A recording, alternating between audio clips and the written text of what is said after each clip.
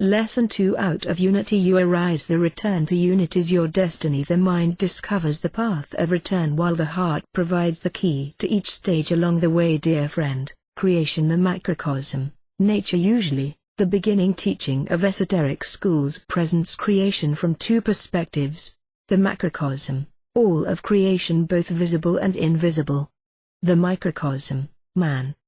The macrocosm, or creation, is the framework in which man involves and then evolves. We shall start with the study of the macrocosm utilizing a concept somewhat common to Western esoteric disciplines. This concept is also found in the East but in a different form. If there is a difference between Eastern and Western teachings, it is more in the choice of the names rather than in the premise of the concept. We shall use the simplest terms and images in order to clarify, as best we can, views that are very complex. In the beginning, there is the one or the absolute being or the great whole. The manifest and the unmanifest proceed from the one. The macrocosm and the microcosm proceed from the manifested world. Now that we have stated that much, let's add that creation occurs in three stages: a. the emanation of the primary energy; b. the differentiation which creates duality in energy; c. the condensation or coagulation of energy into matter; emanation of the primary energy. All of creation arises from a subtle energy which seems to emanate from the void and which feeds and forms the totality of the galaxies of the universe. The word void, which is used by some schools, doesn't satisfy us. We much prefer the term non-manifest. The energy is in the universe, it is manifest; the energy is not in the universe, it is non-manifest. But it is. This energy can be grasped as the essence of the one, of the absolute being. An Indian analogy seems to fit here. Brahma breathes out, the world manifests, energy appears. Brahma breathes in, the world disappears, and progressively the energy returns to the non-manifest. This gigantic breath, which lasts about 1 billion years, is the great and fundamental cycle of the universe. It is the rhythm of the machine universe in its work of making gods. This cycle progressively guides the seed of being from the zero of the beginning to the infinity of the return. Transformation of the energy after its emanation. It is difficult to explain or describe the primary energy. The most we can say is that it is an impulse to be. As soon as it emanates, it goes first through a eration densification, a prepation coagulation. That is to say, its nature breaks away from the original, almost void. This energy doesn't densify in a continuous way, as it actually occurs in stages. There are 10 stages corresponding to 10 different densities. The most dense, the 10th, corresponds to the matter of our world. These stages are indicated in Figure #1, p.13. Only the first 3 are concerned with the eration densification phase. During this phase, the energy is prepared but not yet realized. It also creates conditions necessary for duality in the form which manifests at the 4th stage. Differentiation of the energy, say Figure 2. p.14, at the 3rd and 4th stages, the energy becomes the prima materia of the alchemists, the chaos of the Bible, spiritus mundi for others, etc. At stage 4, the potential duality of the energy is realized as it is differentiated into its active and passive components. Since the two parts are equivalent, they form the first symmetry of the universe. Note that the energies resulting from this division are more dense and less subtle than the primary energy. The differentiation is repeated on each energy which results from the differentiation, and so, little by little, the subtle energy acquires the heavy density of our world. We should note that in all things of our world, the 10th stage, the 10 levels of density are present, the 10th is visible, and the 9 others belong to the realm of the invisible. Duality appears with the first differentiation. In a sense, we can say that at that very moment the unitary state disappears and the potentiality for space-time appears. Duality provides energy with a twofold attribute: 1. The active energy which constitutes the elements of life; 2. The passive energy which constitutes the elements of matter. It is only in the alchemical text, the Golden Chain of Homer, that we find a few explanations on this subject. In this text, the energy of life is called niter and the energy of matter is called salt. Then, the first energy, the energy of life in turn is divided and gives the first two elements, fire and air. In the same way, the first energy of matter is divided and gives the two other elements, water V and earth V. The transformation of energy into matter, life and consciousness, A. The four elements fire A, air A, earth V and water V correspond to energies and have nothing to do with the material bodies which go by the same name. At most, the material bodies can carry these energies. As a matter of fact, the four elements are present in everything and each of them carries within itself the 10 levels of energy previously mentioned. Thus, in our world, everything which is made of matter contains 40 types of energies and the differences in their mutual relationships determines the nature of the matter and its degree of life and consciousness. Thus, in the mineral realm, matter contains a little of the elements fire and air but more of the element water and a major proportion is the element earth. In the vegetable realm, plants do not have much of the elements fire and earth but a good quantity of the elements water and air. In the animal realm, there is a large amount of the element fire. The greatest amount is in man, the element air is present but there is not much of the element earth.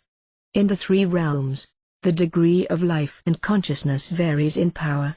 The animating life force is ruled by the element fire. The fire-air combination forms the soul of things, that is, the life capable of animating matter because fire cannot, on its own, communicate its energy to matter. The animal realm contains the most fire. It is the most alive as opposed to the mineral realm which contains little fire and is therefore the less alive. The animal physical death is the drawing away of the elements air and fire, or the soul which animated the body. B. The three principles. To animate the three realms, the energies of the elements are divided into three principles/groups. Fire cannot be directly united with water and earth, the elements of matter, that is why the presence of air is necessary in the soul. The alchemists call this soul principle sulfur in order for the energies of life to transmit their influence into matter. A second principle is necessary. It contains the air of life and the water of matter. This connecting principle is called the spirit and the alchemists call it Mercury. In mythology, the function of Mercury is to be the messenger of the gods. He establishes the link between the world of spirit and the world of matter. The symbol of the caduceus, ace, the two intertwined serpents, represent the points where four energies life and matter meet. The body is the third principle. It is comprised of the elements water and earth. The receiving of the influences of the soul which are transmitted through the spirit, occurs through the element water. The alchemists call this water-earth principle, the salt copyright. The same is true in man, but the principles exist at the highest level. The terms sulfur, mercury and salt have nothing to do with the physical bodies bearing these names. Water, the suffet of planetary energies. The cosmic energies act upon matter through the element water. This element is essentially contained in all liquids although the other three elements are also present in lesser proportions. Therefore if a body is rich in water or it is in a liquid state, it will receive astrological influences more significantly. These astrological influences are planetary manifestations occurring at different levels, see Figure #1, p.13. When rainwater or the snow of high mountains haven't been contaminated, they are rich in life energy. The life principle is only released when the snow melts because the solid state fixes the energies and prevents their escape. In the homeopathic domain, the explanation of how the dilutions function doesn't take into consideration the sensitivity of the liquid state to vital and astral energies. Of the three realms, the animal realm, and man in particular, is the most sensitive to astrological influences. Plants are less sensitive to astrological influences because they have a lower liquid density. Solid bodies, such as minerals and metals, are practically not touched by astrological influences. Only mercury, which is a metal in the liquid state at room temperature, is subject to astrological influences. To be affected by these influences, other metals must be transformed into a salt and then dissolved in water. Space-time and the densification of matter. Let's return to the space-time aspect of duality. Simple observation shows that, at the level of our world, time is bound to space. There is no way that motion through a given space would not take a certain amount of time. Conversely, the measurement of time can only happen through either a motion or a movement in space. We can actually imagine, although in a practical way it is mentally inconceivable, that space and time result from the differentiation of the unique principle, eternity, a principle which is one aspect of the primary energy. Consciousness cannot travel from eternity to the space-time of our world or vice versa in one great step without significant alterations. This transduction or mutation occurs in 7 steps called the 7 days of creation. The spiritual reading of this subject in Genesis provides several indications. The rest of the 7th day, which corresponds to our world, symbolizes the fact that at this level man is asleep to the spiritual realities of other space-times with which he has momentarily lost contact. Note that there are only 7 days of creation, because, as we saw in Figure 1, p.13, in the 3 higher levels of energy, space-time exists in a potential state and is only manifested in the 4th. The 10 levels of density of energy constitute the 10 stages of the involution and devolution, see Figure 1. Each level from 9 to 4 included constitutes one of man's inner worlds.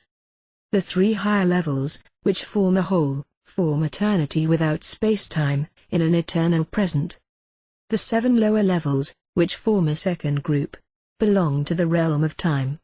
Each level does not constitute a world, except for the last one, but a level of consciousness in man, where all things exist on the same density level.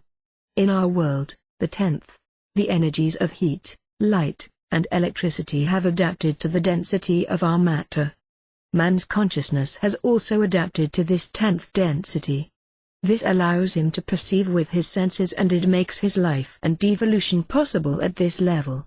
If you wish to obtain an approximate image of the higher levels, imagine all these things to become lighter, subtler while remaining coherent in relation to each other. A conscious and coherent life is thus possible at every level. Only genuine initiations, regardless of the method used to obtain them, can provide a correct picture of what these levels are.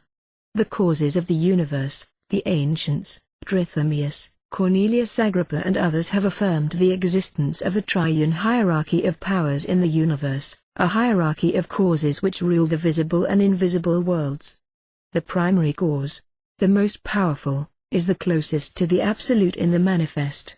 Its influence primarily touches levels 1 and 2. The secondary causes according to Trithemius are 7 in number and constitute the second level of power.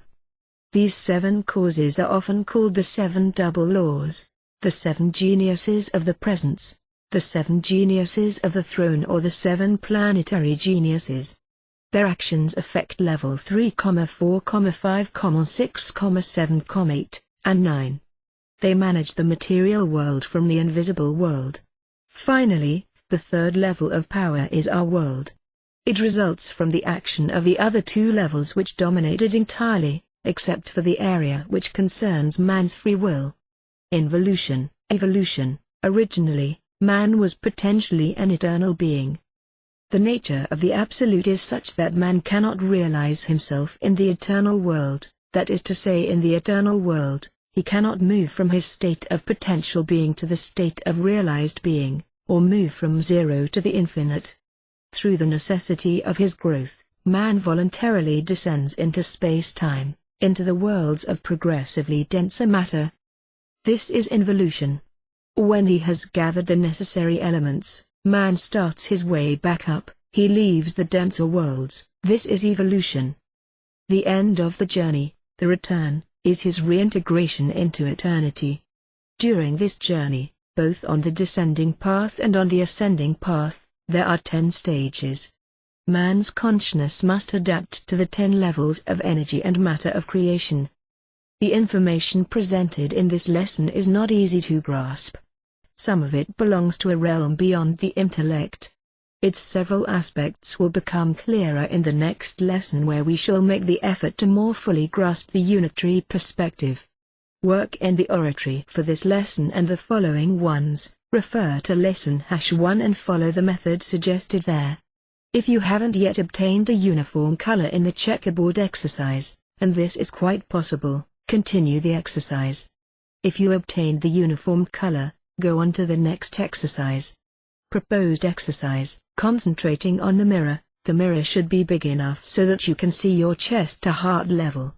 Lighting can be provided by the 2 candles, one on each side of the mirror, however, they should not be visible in the mirror. The lighting can also come from a variable intensity light control which can be turned slowly on or off. Avoid the appearance of any brilliant point which would be visible in the mirror. The intensity of the light should allow you to clearly see yourself in the mirror, but no more. You should not have any cold sensation. Method: open your eyes and fix your gaze at the root of your nose in the mirror. There are 3 possibilities. 1. Nothing happens. 2. A sensation of cold in the feet, the legs or the hands comes over you. 3. The mirror, starting from the sides, becomes dark in concentric pulsations. Depending on the result you obtained, if you obtain 1, repeat the exercise from start 5 or 6 times.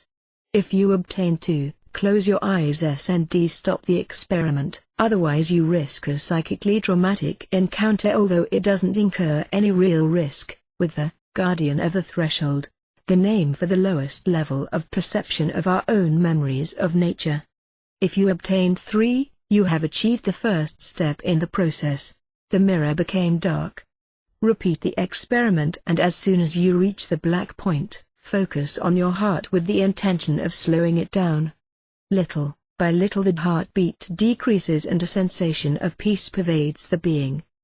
It is important to accomplish this first result because after repeating the exercise several times, we can influence the heartbeat at will.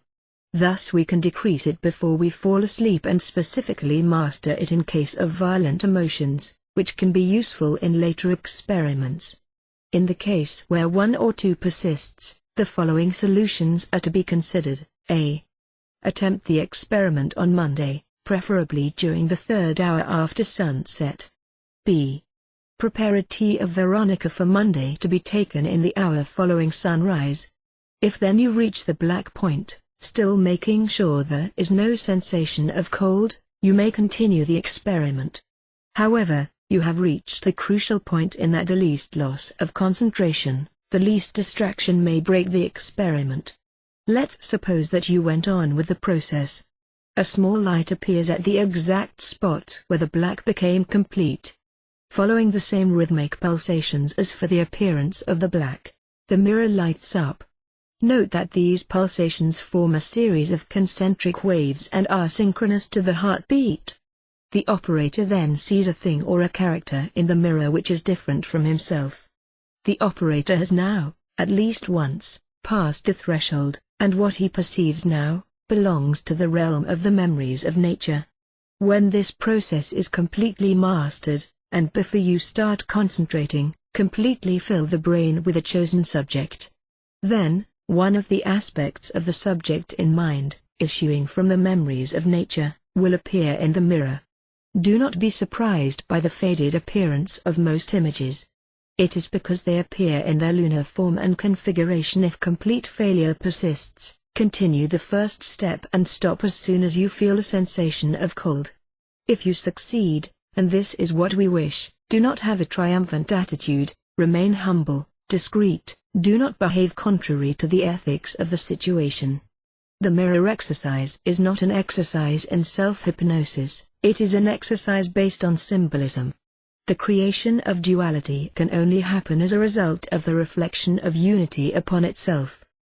The mirror is the symbol of the first phase of creation. Ora et labora. The philosophers of nature. Appendix and figures. Appendix, energy and matter, an article from the Little Philosopher of Nature. Figure #1, condensation of energy into matter of the cosmic egg. Figure #2, emanation of energy. Appendix: energy and matter. Article from the Little Philosopher of Nature. Alchemy and Kabbalah have similar concepts of nature, energy and matter. The concepts are not so different in their principles from scientific concepts. However, we can say that they differ in the question of the why and the how. Up to the present day, science has been striving to demonstrate that life proceeds from matter. It did not take the trouble, however, to ponder why both energy and matter exist. The alchemical and Kabbalistic conception of creation is the reverse. In beginning, there is only the void, there is only a universal impulse for being. This impulse creates energy in the form of consciousness. After this consciousness has been focused, so to speak, it can produce a manifested energy. This energy, which is omnipresent in the universe, is not the light of the sun, or the stars. It is an energy much more subtle, of a spiritual order and, following several condensations, of an ethereal order, energies of the lunar level. In our solar system, the sun transforms this energy into an electromagnetic form. Visible light is only a small portion of this energy. The same occurs in systems existing far away from our galaxy. Modern science says that there is an equivalence between energy and matter, and that for a certain quantity of energy we obtain a certain mass of matter. Alchemists and Kabbalists agree with this point of view. Alchemists have been saying for a long time that matter is only condensed light which results from the condensation of astral light. The astral light is compound of the spiritual energies previously mentioned. There must be a way to demonstrate this statement alchemically, because several old works describe methods of extracting light from metals. The condensation of light into matter doesn't occur in one single step. Light, the element fire, coagulates into the element air, then into the element water, and finally into the element earth. These elements are collected in the atmosphere through the dew or the rainwater. In the water, the four elements generate two new principles, the Ga, the universal seed, and the archeus, fertilizing the universal seed. The composition of the archeus determines the force and the direction. The archeus can, from the Ga, generate metals, ores, and also the plants of the vegetable realm without any other seed but the Ga. It can generate beings without utilizing sexuality. You do not need Darwin nor the Bible to understand the evolution of creation, even though both contain a part of the truth. In the beginning of each galactic cycle, consciousness creates that which it needs, then it starts its very slow involution toward the mineral world. As needed, the Ga and the archeus create the nobler metals and ores. When this cycle is complete, consciousness starts the vegetable evolution. Here again, vegetable beings are created according to the needs of evolution. Finally, the animal cycle is started. Again, the Ga and the archeus create beings following the needs of evolution. The progressive changes are the work of nature, the changes of threshold are the work of the Ga and the archeus. Self-consciousness, man's privilege, appears at the end of this cycle. A new type of cycle appears because human consciousness is to reach the galactic dimension through the involution and devolution of the levels of consciousness. Figure #1 The condensation of energy or the cosmic egg. This diagram, figure #1, symbolizes the 10 levels of condensation of matter energy. Above level 1, there is the one or the primary energy, the realm of the uncreated, of the non-manifest. From 2 to 3, the finite infinite border. From 4 to 10, the finite world. From 1 to 10, the created or manifested world. On the left, the 10 stages of the descent with simply the numbers in order. These are the levels through which the consciousness of the astral domains is gradually and sequentially lost.